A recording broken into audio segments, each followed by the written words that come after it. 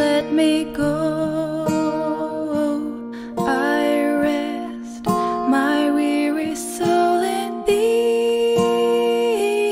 I give thee back the life I owe, that in thine ocean depths its flow may reach your fuller peace.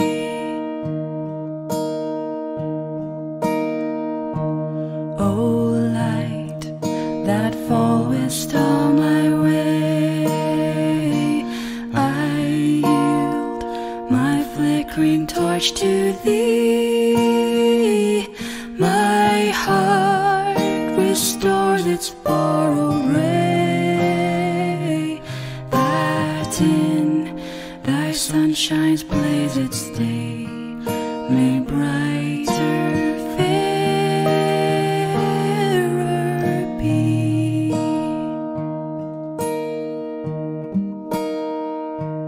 O joy that seekest me through pain, I cannot close my heart to thee. I trace the rainbow through the rain and feel the promise is not vain, that more shall tearless be.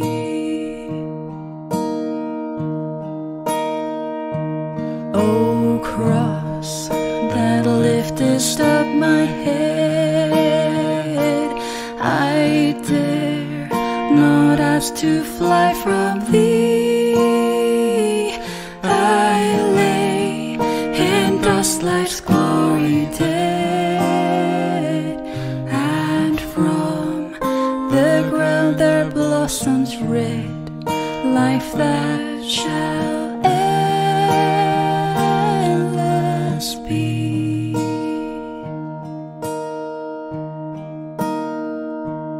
O love that wilt not let me go, I rest my weary soul in thee. I give thee back the life I owe, that in thine ocean depths its flow may reach your fuller be.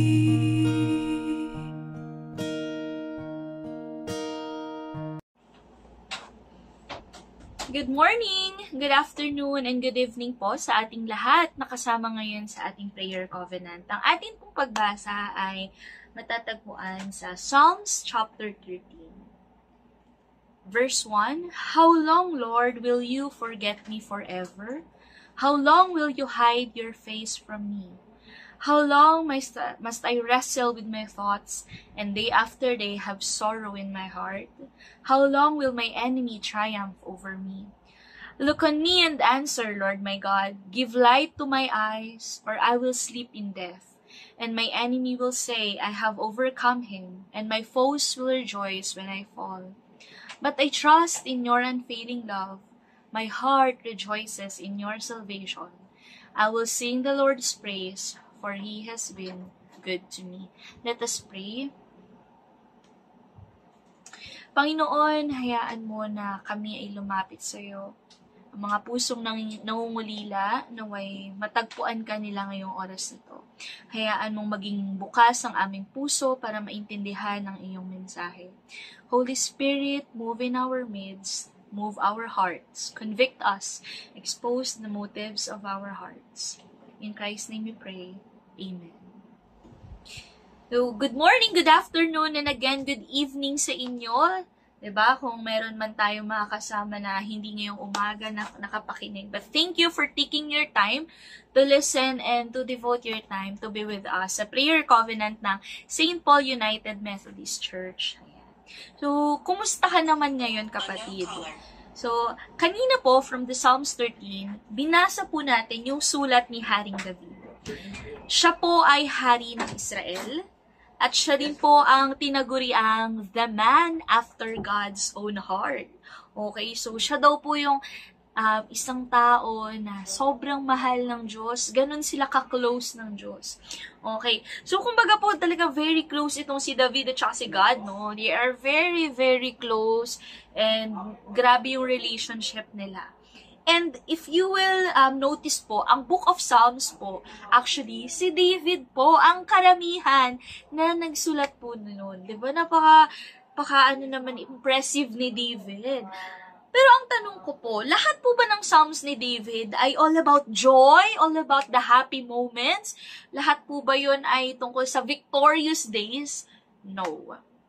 There are chapters in Psalms, katulad po ng binasa natin kanina, a chapter full of desperation, a chapter na malungkot, chapter na dumadaan sa pagsubok.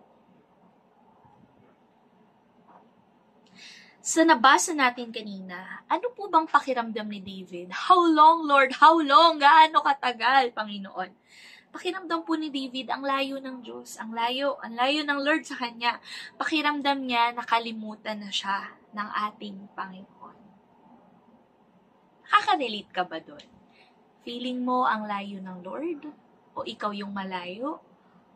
Or pakiramdam mo parang nakalimutan ka na ng Lord, parang hindi ka niya naririnig at hindi ka niya nakikita. If that's what you are feeling right now, kapatid, thank God you chose to be here. Thank God nandito ka at i-claim mo na ang message na ito ay para sa iyo. Alam mo, hindi aksidente na kasama kita ngayon sa prayer covenant. Di aksidente na nagbabrowse ko sa Facebook, nakita mo, ay, hindi pala ako nakapakinig ng prayer covenant today. You know what? God is intentional. God intended you to be here, to be part of this. Ano yung paulit-ulit na binasa natin kanina sa verse? Yung, how long, Lord? How long? Ano yung how long mo? Kasi si David, ang how long niya, wait lang. Sabi niya, how long, Lord, will you forget me forever? Forever mo na ba akong kakalimutan? How long? Itatago mo yung mukha mo? How long? How long? Ikaw, kapatid, ano yung how long mo? Ba? Lord, how long akong maghihintay magkaroon ng anak, di ba? Maybe some of you, Lord, how long akong maghihirap sa sakit na to? Lord, how long akong maghihintay para makasama ko na yung the one ko, makilala ko na yung magiging future husband or wife ko? Lord, how long akong magsasakripisyo para sa pamilya ko? Lord, how long akong magtitiis sa ministry na tinawag mo? Lord, how long akong maghihintay para sa rescue mo, diba? Some of you might be saying, Lord, pagod na ako. Lord, nahihirapan na ako. And maybe some of you are asking, okay lang ba magreklamo sa Lord? Okay lang ba yun? Magreklamo ako. Ay, opo. Diba nga, nabasa na natin sa Psalms 13. Hindi naman masaya yung Psalms 13 eh. Ito ay, sinishare ni David, vino-voice out niya sa Lord yung frustrations niya. Bakit? God wants you to be honest. Ganun yung relationship, di ba, sa mag-asawa, sa magnanay, sa magtatay. Mas maganda yung honest ka sa nararamdaman mong malungkot ka, masaya ka, ito yung nasaktan ako dito, nahirapan ako dito. Yung sinishare mo, honest ka. Gusto ng Lord kapag nag-pray ka, sabihin mo yung totoong laman ng puso mo. Okay? Ganun yung dapat na relationship niya sa Lord eh. Bakit? Saan ba bawal magreklamo? Kung nasa diktador kang diba? Nasa diktador kang setup, diba? When we say dictatorship, bawal kang magreklamo. Ito yung rules ko, sundin mo yan, ganyan. Pero hindi po diktador ang Panginoon. Alam ng Diyos na tayong tao, may emosyon, tayo ay nasasaktan, nahihirapan, at alam ng Diyos kung gaano tayo ka-fragile. Diba? Pag pa-fragile, diba sa package, pag may nakatip doon na fragile, ibig sabihin, hindi mo siya pwedeng ibagsak-bagsak, itapon-tapon, kailangan mo siyang i-handle with care. Ganun din po si Lord. Alam niya yun. Kasi siya yung gumawa sa atin. Alam niya yun. Alam niya may emotions tayo. Diba? Ito ang si David eh. Close na sila ng Lord. Pero dumating pa rin siya dun sa point ng buhay niya na nagreklamo na siya. Na pakiramdam niya walang hustisya. Pakiramdam niya malayo ang Panginoon sa kanya. If some of you are asking, bakit nga ba nararamdaman natin yun na parang ang layo ng Diyos? Diba? Parang God is unreachable. Parang Lord, parang ang silent mo masyado, parang hindi kita na-feel, hindi kita nararamdaman. Ano yung possible cause para maramdaman natin yun na malayo ang God? Malayo si God. First is sin. Okay? Ang sabi po sa Isaiah 59 verse 2, sabi niya, "But your iniquities," yung mga kasalanan mo, "have made a separation between you and your God, and your sins have hidden His face from you so that He does not hear." Tinago na ng Diyos yung mukha niya kasi hindi niya kayang tingnan yung kasalanan na paulit-ulit mo, 'di ba? Na ginagawa. Sabi dito, may tinatago ka bang kasalanan? Maybe ikaw lang nakakaalam, secret lang 'yon, 'di ba? Siyempre alam ng enemy 'yon. Alam ng Diyos yung ginagawa mo, 'di ba? You know what? Sin is like a virus. Sisirain niya yung system mo, 'di ba? Parang yung COVID, 'di ba? Virus po 'yan. So, sisirain niya yung immune system mo. Parang ikaw sisirain niya yung relationship mo sa Lord, 'di ba? Papahinain ka niyan. Hahadlangan niyan yung communication mo sa Panginoon.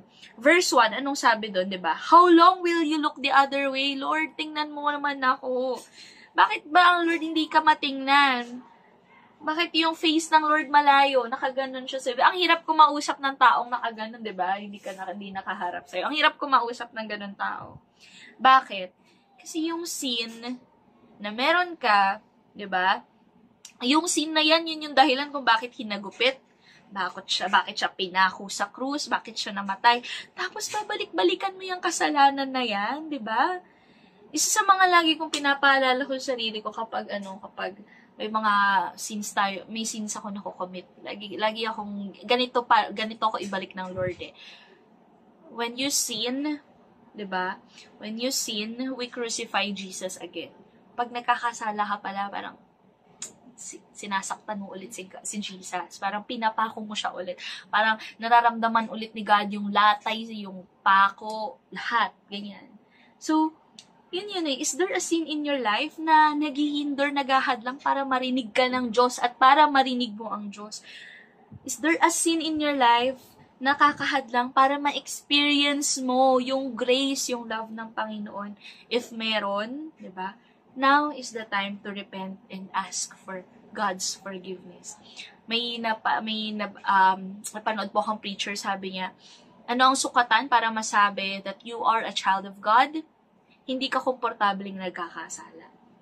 I remember a time nung high school po ako, kasi sobrang terror po nung teacher, pero syempre hindi po yun valid na reason. So, I cheated sa isang exam. Kasi isipin nyo po yun, puro enumeration, enumerate the steps in ganito. So, yung isang buong papel, parang puro blanco, talagang ikaw yung maglalagay ito, magsusulat and all.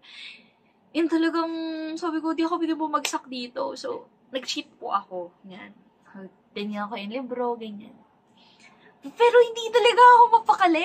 Kino-convict ako ng Holy Spirit na mali yung ginawa ko. So, syempre mataas yung score ko. Syempre, nag-cheat ka, di ba? Tapos mababa pa ba scores mo? So ang taas ng score ko. Tapos talaga, ang hirap. Paano hinong voice inside you na mali yun. So, I ended up, sabi ko na lang sa teacher ko, ay ma'am, binabaan ko na lang yung score ko nung i-re-record niya na. Kasi, hindi ka komportable, di ba? So, that's a good thing. Kung nagkakasala ka, tapos hindi ka komportable. Ngayon, kabahan ka na. Kung nagkakasala ka, may ginagawa kang hindi tama, at wala kang uncomfortable feeling na nararamdaman. Diba? Parang okay lang sa'yo. So, ibig sabihin, walang Holy Spirit na nagko-convict sa'yo, mali yan. Second, bakit natin hindi nararamdaman na malapit ang Diyos? Hindi tayo nagbabasa ng salita niya. You don't read the Word of God. Ano pong sabi? Sa 2 Timothy chapter 3 verses 16 to 17, sabi niya, all scripture, lahat na nasa scripture is God-breathed. Hiningahan ng Diyos. Diba? At anong sabi niya? Useful for teaching, rebuking, correcting, tinatama ka niyan, and training in righteousness, so that the servant of God may be thoroughly equipped for every good work. So, isipin mo, hindi ka nagbabasa ng Bible, hindi ka natuturuan, hindi ka nako-correct, hindi ka nare-rebuke. Diba? Hindi ka nate-train sa tama. Yun po yun eh. Okay? So, hindi mo pwedeng, ano lang, dyan lang yung Bible, di ba? So, parang messenger lang yan. You have Facebook, right? You have Messenger. So, kung hindi mo bubuksan yung application, hindi mo mababasa yung mga messages sa'yo ng mga tropa mo, ng family mo, ng jowa mo, di ba? And it's the same thing with the Bible. Kung hindi ka nagbubukas ng Bible, hindi mo maririnig ang instruction ng Lord sa'yo. Okay? Because the verse, as sabi sa verse na lang, the word is God's breath. Hiningahan ng Diyos yan. Okay? Yan ay powerful. Okay?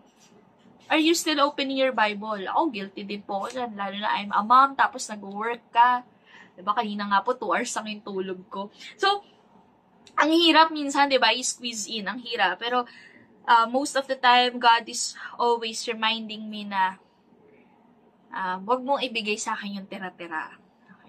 So, talagang, you set aside time to pray, to read the Bible. Kasi yan yung mapa mo. Yan yung guide mo kung saan ka tutungo. Diba? Diyan nangungusap ang Lord sa'yo. Yan. So, kung feeling mo wala kang naririnig, na tinig ng Diyos, parang walang direksyon ng Lord, parang wala siyang binibigay na instruction sa'yo, baka wala ka kasing time na makinig din. Okay? So, third test. So, sabi dito, hardships often prepare ordinary people for an extraordinary destiny. Naalala niyo po si Job. Ayan. Siya po ay innocent. Ayan. He lived a godly life. Okay, pray, nagsisimba, nagsishare ng mga blessing niya. Pero lahat po yun ay tinanggal ni God. Nawalan siya ng anak, nawalan siya ng ari-arian, yung business niya, nawala lahat ng mga properties niya, at nagkaroon pa po siya ng malubhang sakit. Okay? Is it because nagkasala siya? No. If you will read Job po, naku, basahin niyo po yun, mga kapatid. Ang ganda-ganda po ng book na yun. Job undergone a testing of faith. Hindi dahil nagkasala siya, hindi dahil sa kahit ano pa man. But because God wants to test the faith of Job.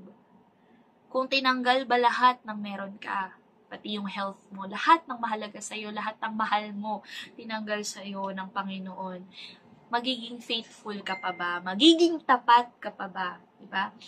Last week, this week po pala, exam, 4th quarter exam ng mga estudyante ko.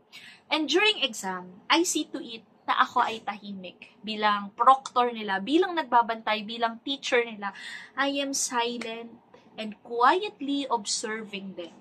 It does not mean na tahimik ako, wala ako doon. Hindi. Ako ay ando doon, pero tahimik lang ako. And maybe, ganun din si God. During the times na tinetest tayo, okay, feeling natin malayo si God, pero ang totoo, ando doon siya sa tabi natin. Ino-observe niya, tinitingnan ka niya, kung mananatili ka pa bang honest, mananatili ka pa bang faithful sa kabila ng mga hirap, ng mga test na pagdadaanan. If andito ka sa number 3, kapatid, na you cannot, hindi mo maramdaman si God, chinek mo, wala naman akong nagawang sin or what, diba? Kung nandito ka sa number 3, kapit ka, diba? Kapit ka lang. Kapit ka kahit dun sa pinakamanipis na hibla ng rope, kumapit ka sa pangako ng Panginoon. Kasi anong sabi natin, yung hardships daw, inire-ready niya yung ordinaryong tao for an extraordinary destiny. And that's what happened to Job. May extraordinary destiny pa lang naghihintay sa kanya. Anong sabi po ni Paul in 2 Corinthians 12:10? That's why I take pleasure in my weaknesses. Masaya ako sa mga kahinaan ko, in the insults, hardships, persecutions, and troubles that I suffer for Christ. Kasi sabi niya, for when I am weak, then I am strong. So, I want you to know that you are seen.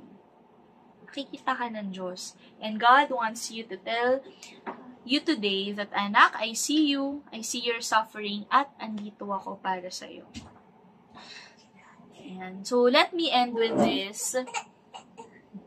Halika dito. Ayan. Iyak na si baby. So, let me end with this story. If familiar po kayo sa Footprints in the Sand, Diba? Nagrereklamo yung offer po kasi nito. Nagrereklamo siya, just like David, Lord, pinagdaanan ko to, naranasan ko yung mga ganitong pagkakataon. Ako lang ba mag-isa? Kasi isang set lang ng footprint yung nakikita ko sa sand. Sabi yung gano'n. At alam niyo po, pina-flashback ng Panginoon lahat sa kanya yun. Ang Diyos wala sa tabi niya. Ang Diyos wala sa harap niya. Ang Diyos wala sa likod niya. Okay? Ang Diyos po ay nasaan? Kinakalong pala siya. All those trials sa pinagdaanan niya, God was there carrying him. Diba? Ang gandang message.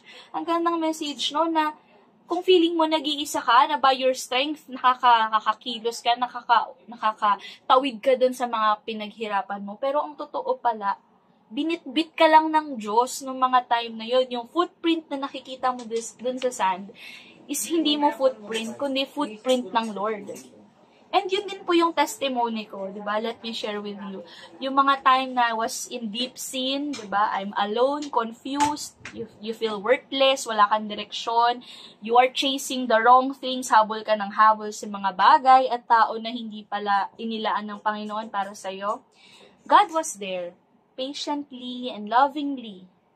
He carried me home, diba? God carried me home. And just like the picture of the lost sheep, diba? Yung nawalang tupa, maraming sugat, madumi siya, pero hinanap siya nung shepherd niya, nirescue siya at inuwi siya. Hayaan niyo pong ipabaon ko sa inyo itong verse po from Romans 8. Ayan. Chapter 8 verses 38. Ang sabi po dito, I am convinced that nothing can ever separate us from God's love, diba? In Tagalog, walang makakapaghiwalay sa atin sa pag-ibig ng Diyos. Sabi niya, neither death, kamatayan, nor life, neither angels nor demons, neither our fears for today now, nor our worries about tomorrow, not even the powers of hell can separate us from God's love. No power in the sky above or in the earth below. Indeed, nothing in all creation will ever be able to separate us from the love of God that is revealed in Christ Jesus our Lord. So if you feel na parang ang layo ng Diyos, ito yung verse na para sa'yo. Walang makakapaghiwalay sa'yo sa Panginoon. Kahit saan ka pumunta, kahit anong gawin mo, mahal ka ng Diyos. Let us pray. Panginoon, salamat sa pagmamahal mo na hindi nababawasan, hindi nawawala, pagmamahal mo na kayang yakapin ang buo naming pagkatao. Lord, we ask forgiveness sa mga sins, sa mga pagkukulang namin. And Lord, I pray you encourage the weak hearts today. Strengthen mo, Panginoon, yung mga taong dumadaan sa mga trials.